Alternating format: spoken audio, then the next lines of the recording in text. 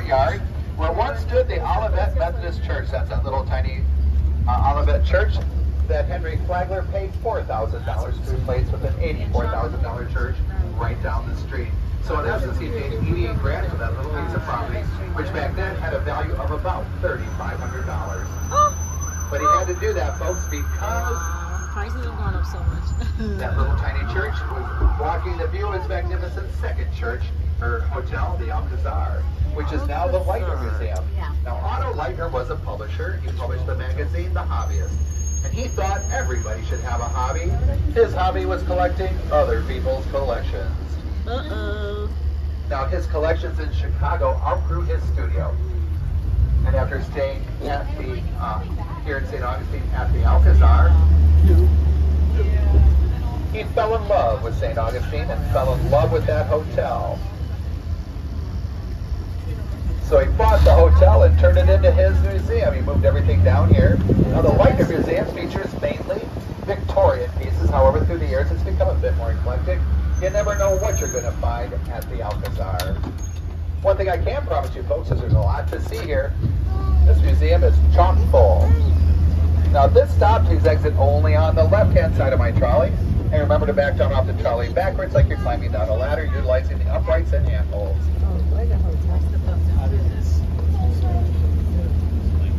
And this is stop number 10, the Leitner Museum.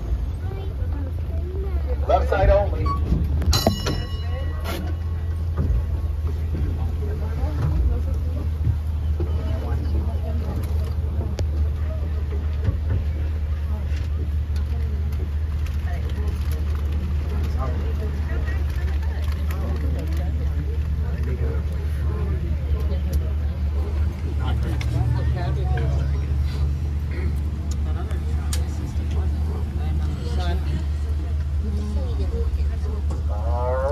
Nobody on. Nobody off. This trolley is in motion, folks.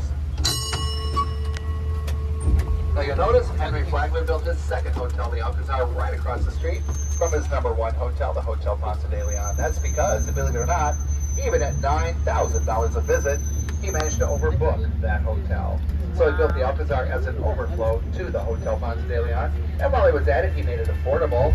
It was only a few dollars a night for a room, and it also featured bowling, gambling, billiards, and the biggest swimming pool thought to exist at that time. Now as we head down Granada Street, take a look to your left, about halfway down the block, there is a part of that building that juts out in a semicircle into the sidewalk. That is just one end of that swimming pool. That swimming pool continued all the way across the building and jutted out into Cordova Street the same way on the other side. It was huge. Now if you were lucky enough to catch a swim at the Alcazar pool, you could look up and watch people dance to live orchestra music on the balcony that surrounded that pool.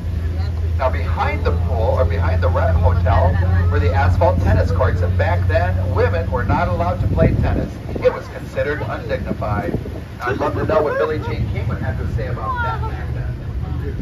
Now Lincolnville is an historic part of our city coming up.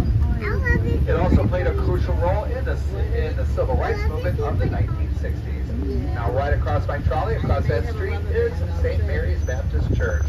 In that church, Dr. Martin Luther King Jr. gave rally speeches and sermons.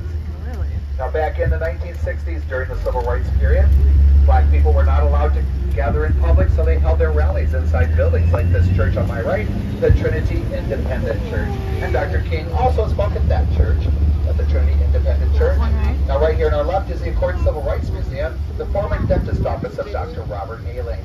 Now he was the very first black dentist in the country, also a very active member in the NAACP. Now coming up right here on the left-hand side of my trolley, the White House with the red trim belongs to Miss Cora Tyson. She is a contemporary of Dr. Martin Luther King and is a frequent guest in her home throughout the civil rights movement.